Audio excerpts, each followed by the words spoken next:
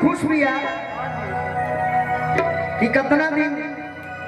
अपना राजा जी से फोन पर बात करत करत आज भेंट भइल बा। तो भगवान से मनावत तरीके हैं भगवान जी आज भराते रहेगी बिहान हो कहीं देखिए भैया तनी चारों कलाकार से आग्रह होगा कि जो ना तनी सेज पकावला के भाव में बैठल जाला वो तनी और का कर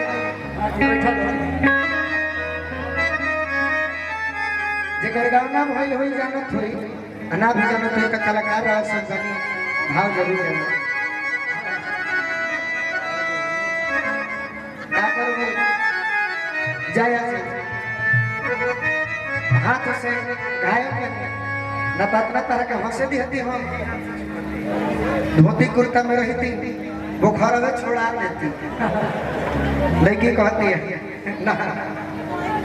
आई तो छोड़ती है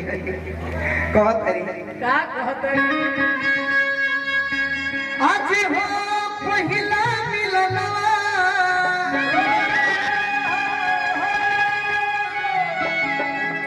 मिलन सजनी के सजनवा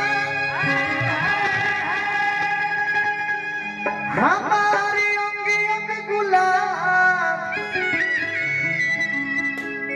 नियन खिलल बदनवा सुनी सुनी भगवान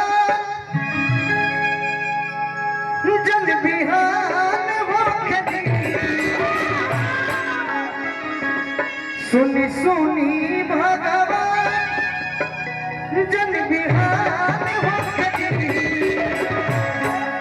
लड़की कहती है मनोज भैया आज राजा जी के कोरवे में जवन हो आज राजा जी के कोरवे में जवन हो आज हो पहिला मिलनवा मिलन सजनी के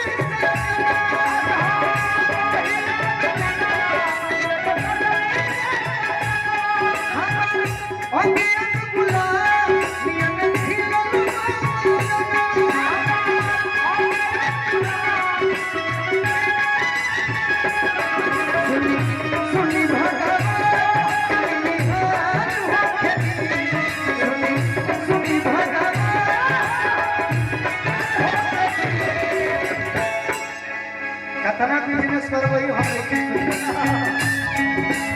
आज अभी लगाओ करे परिवार लोग चले सुनी सुनी भागा सब बिहार होके सुनी भागा सब बिहार होके तार नाम का बड़ा सुंदर का नाम सोचा नाम बताओ राम नाम का माइक में बोल दूँ तो घट गई अच्छा घट गई तो क्या जीवन के आशीर्वाद सुनी सुनी भगवान जन बिहान होके सुनी सुनी भगवान जन बिहान होके आज राजा जी के कोरवे में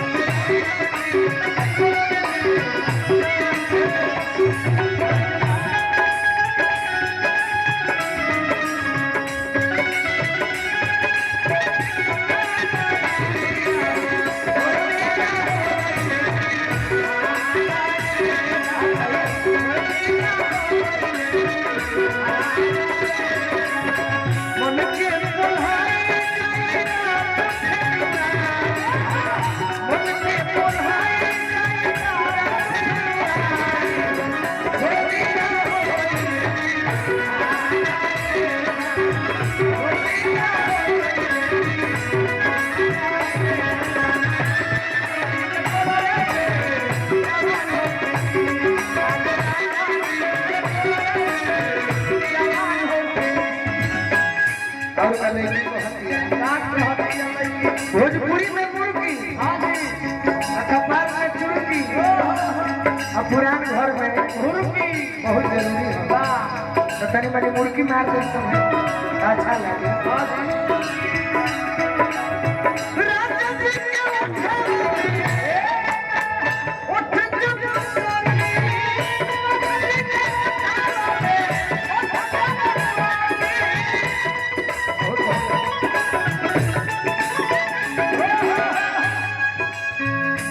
राजा जी के ओठा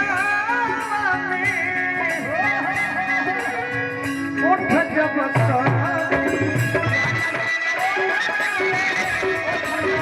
अभी अभी हमारे गाजीवन फोन आई थी भाई भैया के तो चिन्ह लेकिन नाम भूला रामदेव ठाकुर मुखिया जी गौड़ा बहुत बहुत पुरस्कार 50 वर्ष चलिए 100 वर्ष इतिहास रहबे करते हाय हाय हाय राजा जी के ओठवा में ओठना बसा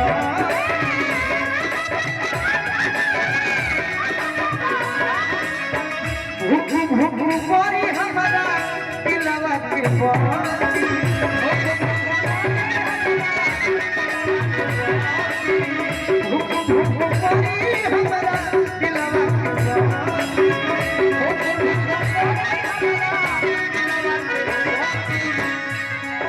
हे भगवान की रात भर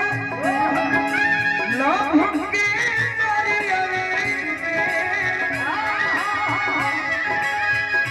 रात भर लभ के आज राजा जी के कोलवे में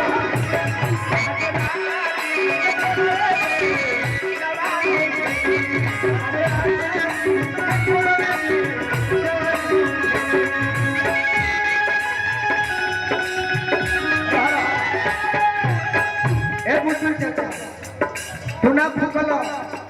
तो बेकार है फूक